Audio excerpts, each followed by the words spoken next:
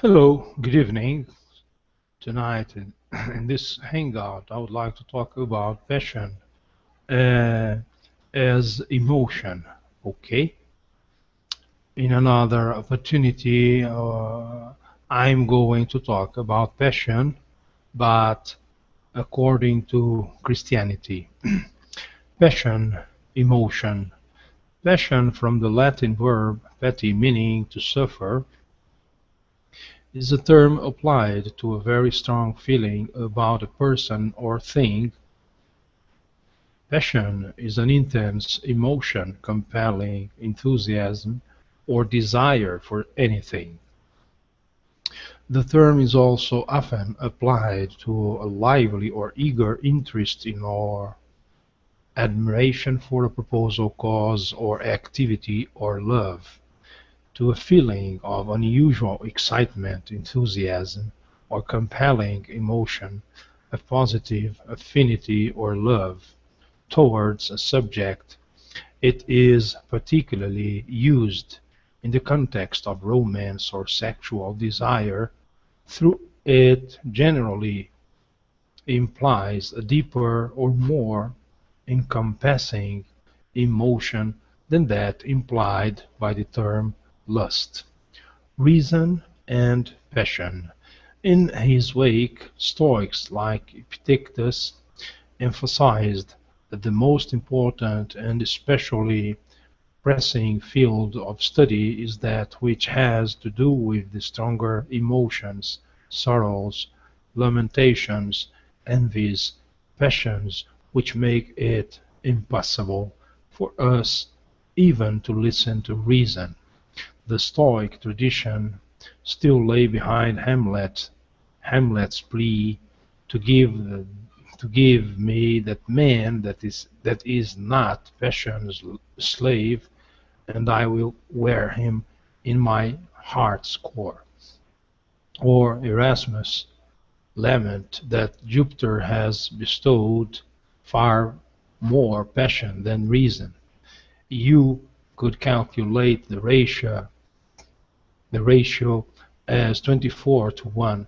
It was only with the Romantic movement that the valorization of passion over reason took hold in the Western tradition. The more passion there is, the better the poetry.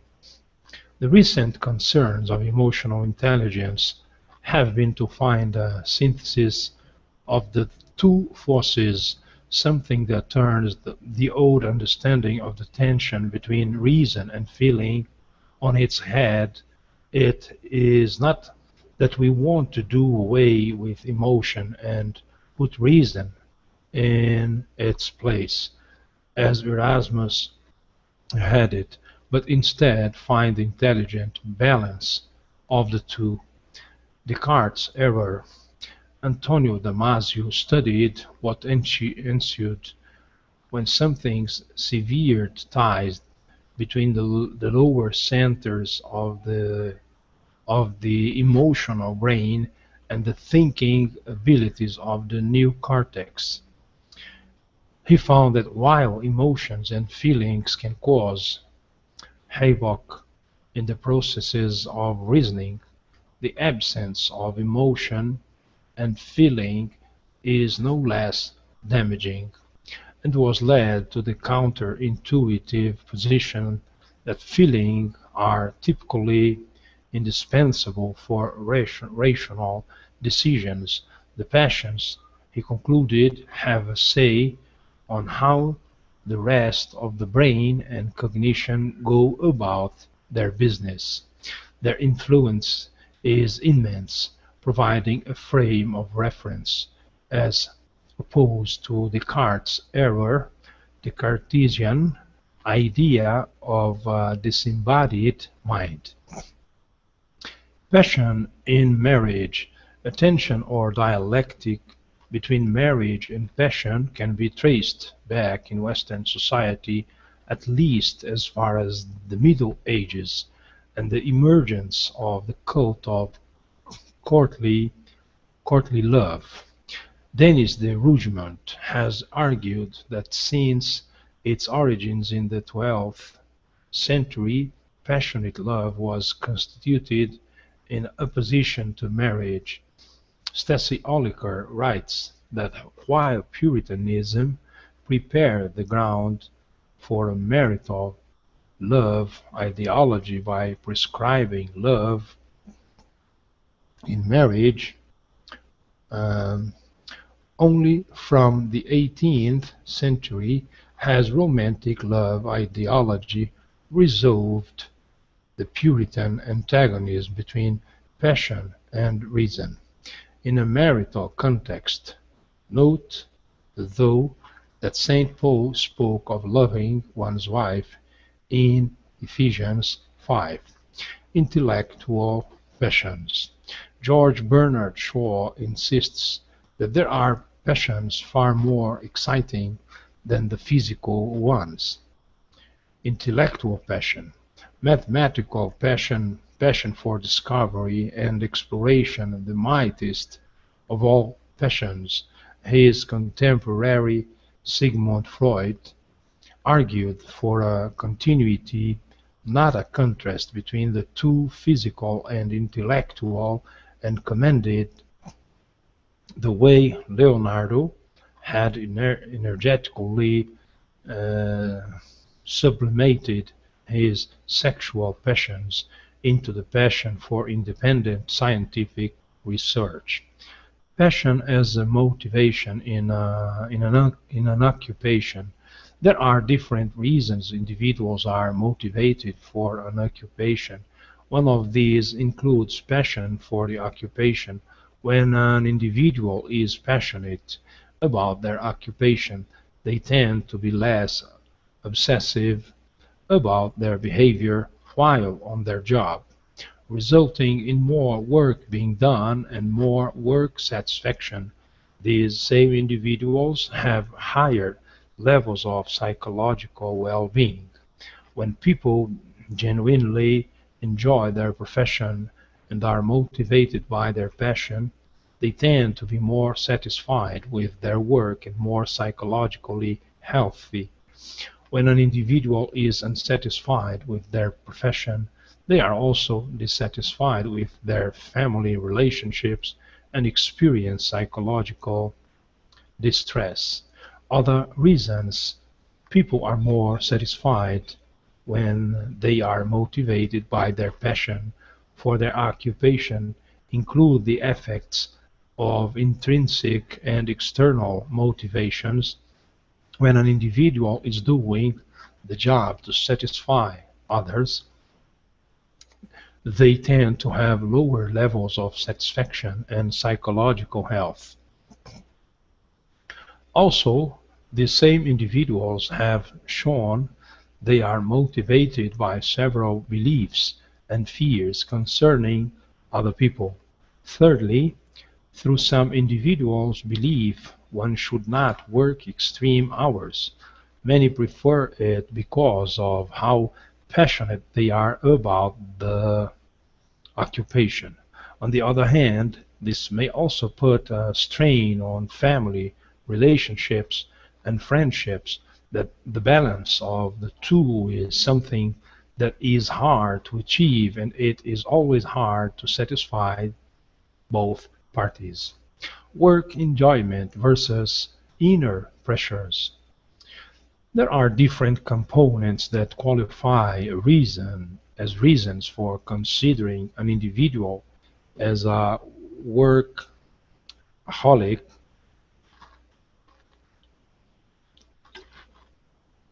Burke and Fixenbaum refer to Spence and Robbins' 1992 by stating two of the three workaholism components that are used to measure workaholism.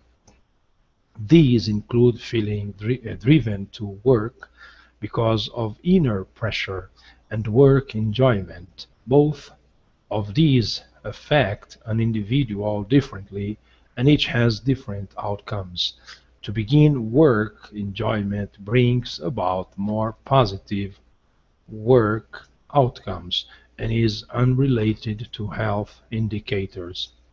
Inner pressure, on the other hand, is negatively related with work outcomes and has been related negatively to measures of psychological health. Burke and uh, Fixenbaum make a reference to Graves et al. 2006 when examining work enjoyment and inner pressures. Work enjoyment and inner pressure were tested with performance ratings. The former was positively related to performance ratings, while the latter interfered with the performance-enhancing aspects of work enjoyment. Burke and Fixenbaum refer to Virich and Baruch, 2007, when explaining how these two workaholism components affect life satisfaction. Not surprisingly, inner pressure lowered the balance between work life and life satisfaction, but enhanced people's performance at their occupation, whereas work enjoyment led to a positive balance between the two. Again, when individuals are passionate about their occupation and put in many hours, they then become concerned that their occupation will satisfy personal relationships, and the balance must then be found according to the importance levels of the individuals. Motivation and outcomes of work enjoyment versus inner pressures. The researchers indicate different patterns of correlations between these two components. These patterns include antecedents and consequences. The two components offer unique motivations or orientations to work which result in its effects on work and well-being. Inner pressures will hinder performance, while work enjoyment will smooth performance. Inner pressures of workaholism have characteristics such as persistence, rigidity, perfectionism, and heightened levels of job stress. This component is also associated with working harder, not smarter. On a more positive note, individuals who enjoy their work will have higher levels of performance for several reasons. These include creativity, trust in their colleagues, and reducing levels of stress. Good and bad workaholics. Burke and Fixenbauer refer to Schaufeli, Terries, and Bakker, 2007, when they made a distinction between an individual being a good workaholic and him being a bad workaholic. A good workaholic will score higher on measures of work engagement, and a bad workaholic will score higher on measures of burnout. They also suggest why this is. Some individuals work because they are satisfied, engaged, and challenged, and to prove a point. On the other hand, the opposite kind work hard because they are addicted to work.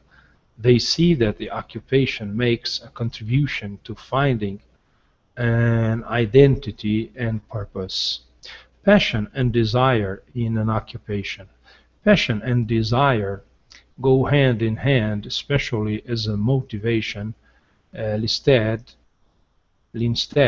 Brewis referred to Merriam-Webster to say that passion is an intense driving or overmastering feeling or conviction. This suggests that passion is a very intense emotion, but can be positive or negative. Negatively, it may be unpleasant at times. It could involve pain and has obsessive forms that can destroy the self and even others in an occupation.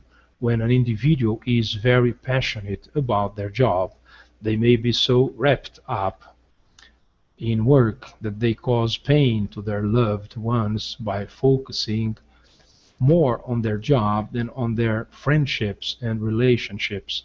This is a constant battle of balance that is difficult to achieve, and only an individual can decide where that line lies. Passion is connected to the concept of desire. In fact, they are inseparable, according to a mostly Western way of thinking related to Plato, Aristotle, and Augustine. These two concepts cause individuals to reach out for something or even someone. They both can either be creative or destructive, and this dark side can very well be dangerous to the self or others. Passion as a motivation for hobbies. Hobbies require a certain level of passion in order to continue engaging in the hobby. Singers, athletes, dancers, artists, and many others describe their emotion for their hobby as a passion, although this might be the emotion they're feeling. Passion is serving as a motivation for them to continue their hobby. Recently, there has been a model to explain different types of passion that contribute to engaging in an activity. Dualistic model of passion. According to researchers who have tested this model, a dualistic model in which passion is defined as a strong inclination or desire toward a self-defining activity that one likes or even loves, that one finds important, high valuation, and in which one invests time and energy. It is proposed that there exist two types of passion. The first type of passion is harmonious passion. Harmonious passion refers to a strong desire to engage in the activity that remains under the person's control. This is mostly obtained when the person views their activity as part of their identity. Once an activity is part of the person's identity, then the motivation to continue this hobby is even stronger. The harmony obtained with this passion is conceived when the person is able both to freely engage in or to stop the hobby. It's not so much that the person is forced to continue this hobby, but on his or her own free will is able to engage in it. For example, if a girl loves to play volleyball, but she has a project due the next day and her friends invite her to play, she is able to say no on her own free will. The second kind of passion in the dualistic model is obsessive passion. Being the opposite of harmonious passion, this type has a strong desire to engage in the activity, but it's not under the person's own control, and he or she is forced to engage in the hobby. This type of passion has a negative effect on a person where they could feel they need to engage in their hobby to continue interpersonal relationships or fit in with the crowd. To change the above example, if the girl has an obsessive passion towards volleyball and she is asked to play with her friends, she will say yes, even though she needs to finish her project. Intrinsic motivation. Since passion can be a type of motivation in hobbies, then assessing intrinsic motivation is appropriate. Intrinsic motivation helps define these types of passion. Passion naturally helps the needs or desires that motivate a person to some particular action or behavior. Certain abilities and hobbies can be developed early, and innate motivation is also something that comes early in life. Although someone might know, sorry, although someone might know how to engage in a hobby, this doesn't necessarily mean they are motivated to do it. Christine Robinson makes the point in her article that knowledge of your innate motivation can help guide action toward what will be fulfilling.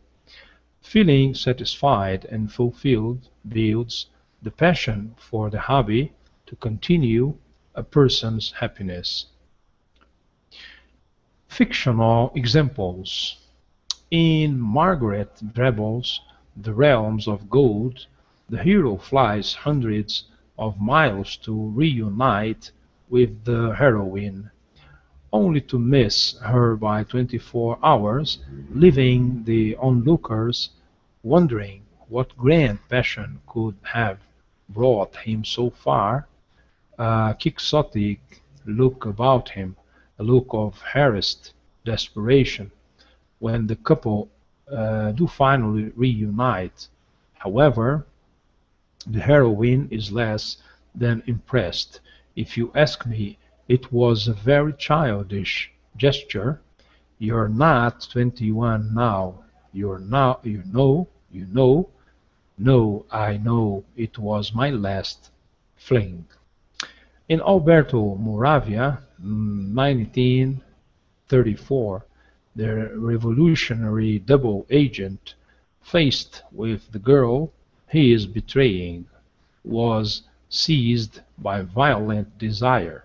He never took his eyes off my bosom. I believe those two dark spots at the end of my breasts were enough to make him forget Tsarism, revolution, political, faith, ideology, and betrayal. Okay, thank you very much for your attention. Until next hangout. Possibly we are going to talk next passion according to Christianity.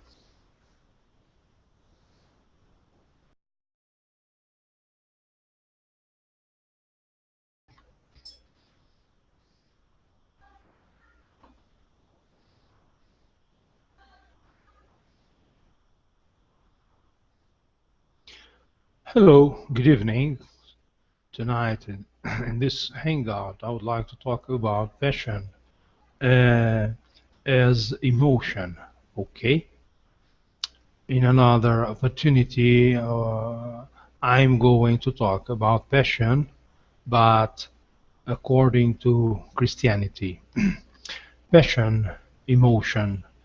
Passion, from the Latin verb pati, meaning to suffer, is a term applied to a very strong feeling about a person or thing than that implied by the term lust, reason, and passion.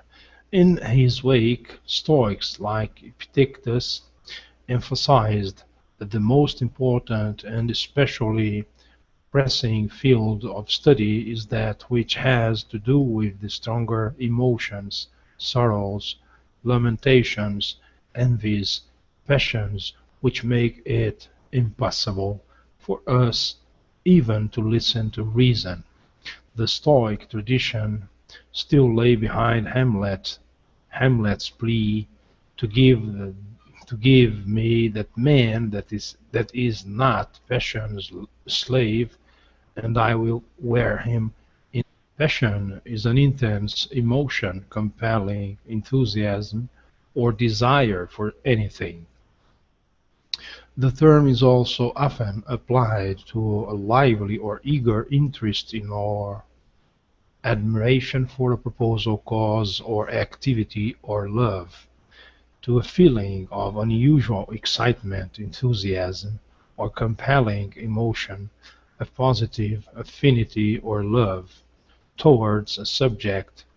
It is particularly used in the context of romance or sexual desire, through it generally implies a deeper or more encompassing emotion, reason, and feeling. On its head, it is not that we want to do away with emotion and put reason in its place, as Erasmus had it, but instead find the intelligent balance of the two. Descartes' error. Antonio Damasio studied what ensued when something severed ties between the lower centers of the emotional brain and the thinking abilities of the neocortex. He found that while emotions and feelings can cause havoc in my heart's core, or Erasmus lament that Jupiter has bestowed far more passion than reason, you could calculate the ratio as 24-1. It was only with the Romantic movement that the valorization of passion over reason took hold in the Western tradition. The more passion there is, the better the poetry. The recent concerns of emotional intelligence have been to find a synthesis of the two forces, something that turns the old understanding of the tension between